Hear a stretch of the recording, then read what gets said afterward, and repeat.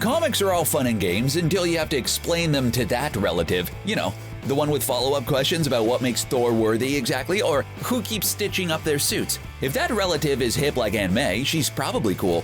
But there's always the one who asks way too many whys. As a result, comic book fans have gotten pretty good at explaining the logic of a world that looks kinda like ours, except Thor and Captain America are real people, and a poor science whiz kid from Queens is strong and really, really sticky.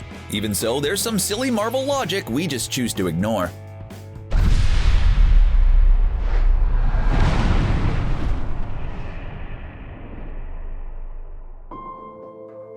Madame Curie's curious discovery certainly changed the world. Her work in identifying and utilizing radioactivity gave the world treatments for diseases, as well as the ability to look inside someone without opening them up. She invented the superpower of X-ray vision. It just happens to require a huge machine, a bunch of lab techs, and clearance from your insurance provider. Curie qualified for superpowers by Silver Age standards by being super smart before her work in studying radioactivity. By Silver Age standards, her super smart work in radioactivity should have given her extra superpowers based on how she was exposed. Since she discovered radium and polonium, maybe the ability to deteriorate metals, huh? Instead, she got aplastic anemia. Even though Curie identified radioactivity in the 1800s, it wasn't until some other smart people split the atom to generate power and destroy cities that radiation became a big thing. But instead of giving people aplastic anemia and cancer, in Silver Age Marvel Comics, radiation gives you spider powers, or rage monster powers, or turns 4 people into a family of superheroes. By the logic of Silver Age Marvel Comics, Chernobyl should be littered with superpower beings, but sadly, it's really not. Which means you probably shouldn't run headlong into the nearest nuclear power plant hoping to get superpowers. Just a heads up on that. Marvel Comics superheroes come in a number of varieties. There are ones who either come from outer space or get their powers from outer space like Nova and the original Captain Marvel. There are magicians like Doctor Strange. There are accidents of science or on purpose of science like the Hulk or Captain America. Geniuses with enough resources can build their way into superpowers like Tony Stark. Or you can be born with superpowers. For Marvel Comics, people born with special abilities that aren't the result of Kree experiments like the Inhumans are called mutants. Mutants have been the less than subtle stand-in for issues of discrimination and civil rights in the pages of Marvel Comics since their inception. The X-Men have fought both to defend the Earth, but also against other mutants over how to deal with the fact that, no matter how many times they're saved, non-mutants really hate mutants. It has created some complex and dramatic storylines for the various mutant titles over the years. There's a weird problem with all of that, though. While people seem to fear mutants, if you get your powers from an accident or an alien, yeah, you're fine. People only seem to have a problem with people born with their superpowers. Pretty darn weird. One of the best superpowers in the real world or in comic books is modern or futuristic technology. There's more computing power in your pocket right now to play Fortnite during lectures, yeah, we see you, than there was in an entire room to send a group of people to the moon. And the moon is really far away and not in the same place it was when you left.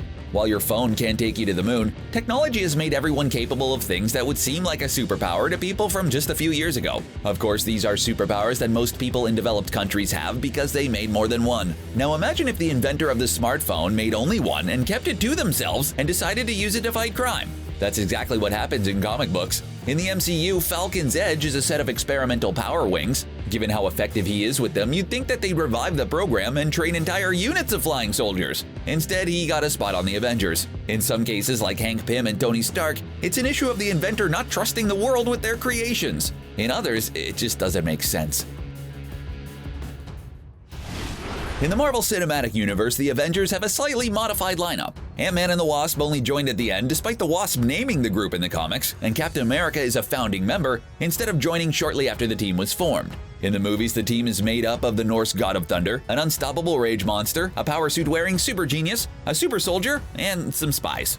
Much is made of how out of place Hawkeye is as the Avengers' archer, whose powers seem to be he's really good with a bow. But his bestie and partner in crime, Natasha, has similar issues with her signature weapon being a pair of stun bracelets and an uncanny ability to climb on people's shoulders. Often this relegates the two super spies in the superhero team to either support roles of piloting the vehicles or, in their best moments, getting other superpowered beings to underestimate them. At their worst, they exist to be put in danger, so the more superpowered members of the team are forced to act, whether it's a mind-controlled Hawkeye in the Avengers or a captured Black Widow in Age of Ultron. Wakanda is an amazing place. Formed around the remains of a giant meteor with huge amounts of vibranium, a substance that can store kinetic energy and basically do whatever else they needed to do, the 5 tribes that lived near the meteor strike decided that this was something best kept a secret. Given the history of Africa during the age of colonialism, this seems like a wise decision. While Wakanda used the vibranium technology and the heart-shaped herb to defend their borders, their chief weapon against the colonial incursion was to hide in plain sight.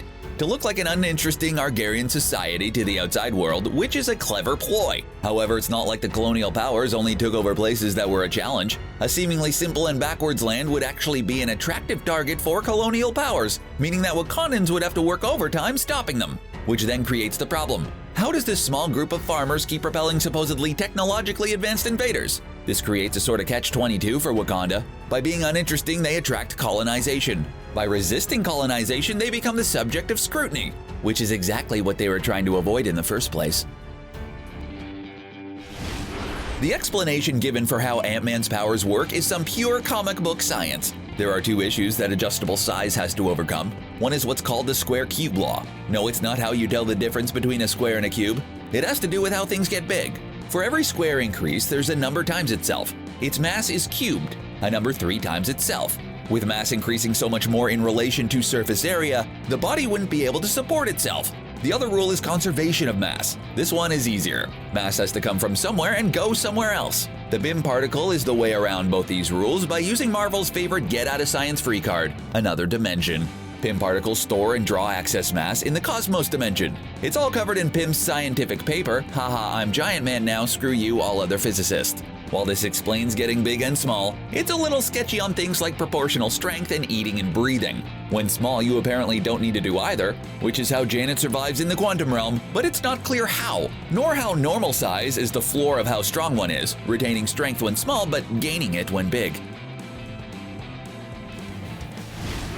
There are a lot of secret and not so secret organizations in comics. Some have cool names that lend themselves to nifty threats, like Hydra, who will tell anyone who asks that if you cut off the head, 2 more will grow in its place. Others have slick acronyms like AIM or Advanced Idea Mechanics. It's the latter who's the problematic at times ally of the good guys in the Marvel Universe, and that's the organization within the cumbersome acronym SHIELD. Depending on who you ask and when, the name stands for Supreme Headquarters International Espionage and Law Enforcement Division, or Strategic Hazard Intervention Espionage Logistics Directorate, or Strategic Homeland Intervention Enforcement and Logistics Division. Whew! Regardless of what it stands for, it's a mouthful. It's also supposed to be a secret organization deploying advanced technology to deal with advanced threats. But for a secret organization, they certainly do a lot of branding. Their logo is on everything. It stands to reason that a superhero world would need an agency to deal with superpower threats. But maybe they could take notes on how to be mysterious from the folks at Area 51, where all we really know is we're not supposed to know what they're doing. There's a corollary to the principle that, in comic books, people only build prototypes. But it's a unique enough problem that it deserves its own thing. One of the driving forces in the Marvel Universe, especially the Marvel Cinematic Universe, is the pursuit of the elusive super soldier serum. Captain America is the embodiment of the success of that program, but he's not the only one to undergo a procedure. Dr. Bruce Banner was pressured to experiment on himself to replicate the effects, instead resulting in more of a Jekyll and Hyde, if Hyde were a 10-foot green rage monster. Luke Cage was an involuntary test subject that resulted in super strength and unbreakable skin. Tony Stark's parents died in an effort to get the super soldier serum. All of this was because Dr. Abraham Erskine apparently didn't keep any notes. When Hydra interrupts the creation of Captain America and kills Dr. Erskine, he takes the secrets with him. While science discoveries are often led by a particularly brilliant scientist at their head, the reality is that they're the work of several really smart people working together and testing each other's results to make sure the conclusions line up. In the comics, though, one person can make huge advancements and not bother to write down how they did it. Since Russia launched its first artificial satellite into orbit in 1957, the world's developed nations have been flinging things into space on a regular basis. There's even a satellite that's bringing you cool videos about comic book logic. We've put labs in orbit for people to do stuff in space. In order to test a heavy lift rocket, we've even flung a sports car into space. The issue with low Earth orbit, however, is that it's not strictly exempt from the rule of what goes up must come down. Orbits decay, and sometimes these things make their way back to Earth. Most of the structures are burned up upon entering the atmosphere, but if the chunk is big enough, some of it will make it through, meaning we have to be careful of where and when the stuff comes down. It's the kind of care that's not taken when, say, a cosmic-powered test pilot turns himself into a flying missile and takes out a Kree accuser ship in low Earth orbit. In Avengers Age of Ultron, all Ultron needed to do to cause an extinction-level event was slam a city on Earth like a giant pog. The damage an accuser ship or anything else destroyed in orbit would do would be devastating.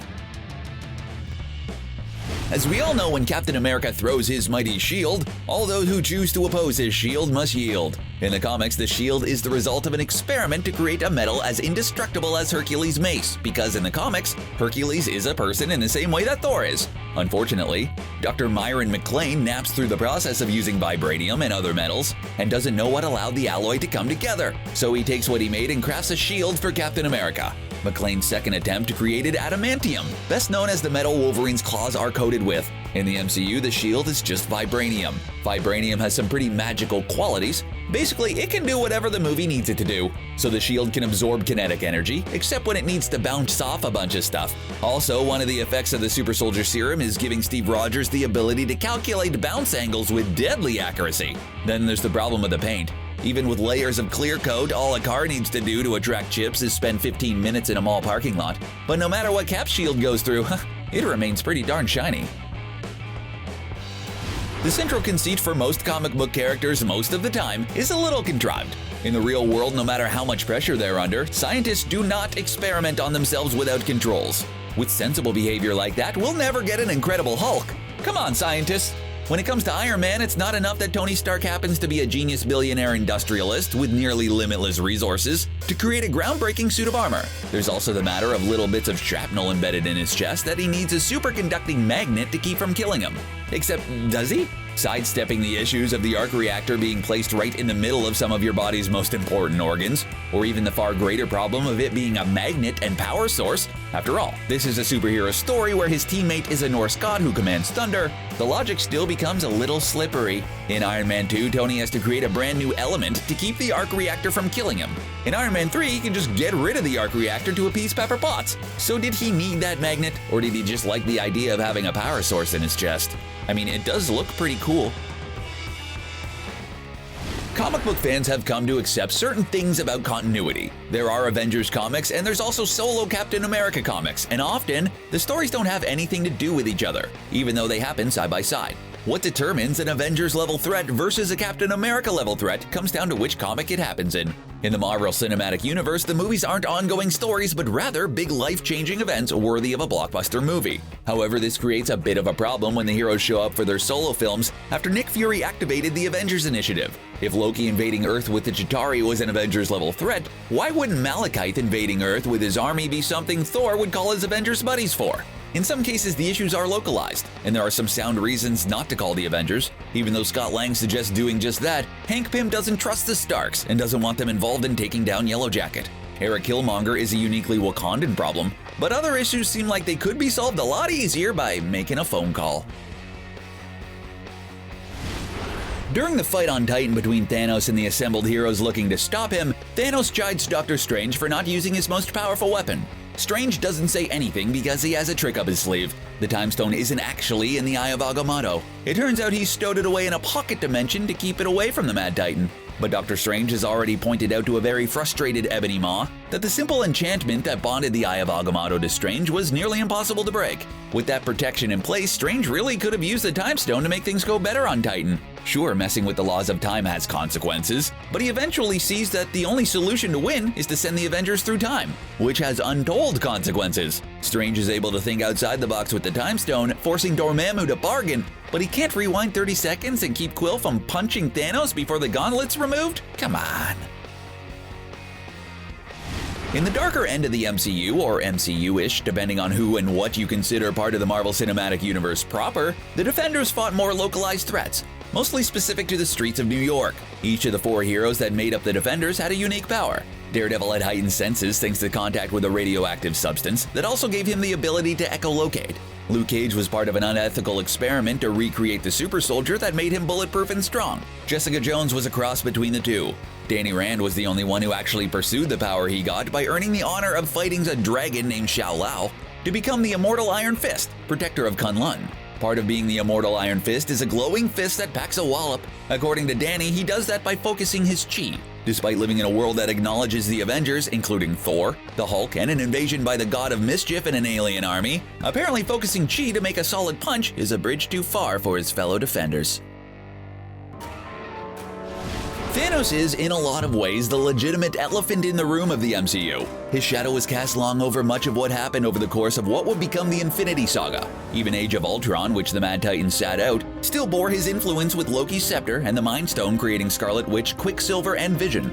Thanos had one simple, not well thought out plan to save the universe: eliminate half of it to save the half that was left. After Titan rejects his insane plan, he watches his planet die and vows not to ignore his destiny ever again. So even before he gets the stones and starts fast-tracking his plan, he starts going about the issue manually, going planet to planet, killing off half of everyone and then moving on to the next one. This gives Thanos a reputation as a brutal figure in the universe, but for some reason doesn't prompt any direct action against him. Sure, if he was just a guy going, "I'm going to get the Infinity Stones, then you'll see," you might be able to write him off as a man without a plan, but he's actively killing off entire halves of specific populations before he even gets his first stone. Explain that one, Internet. Those are some of the things that make us look the other way when enjoying a Marvel title. What's something you have to ignore to enjoy a superhero movie? Let us know in the comments, and why not subscribe to CBR while you're there, huh? We promise not to ignore it. Thanks for watching.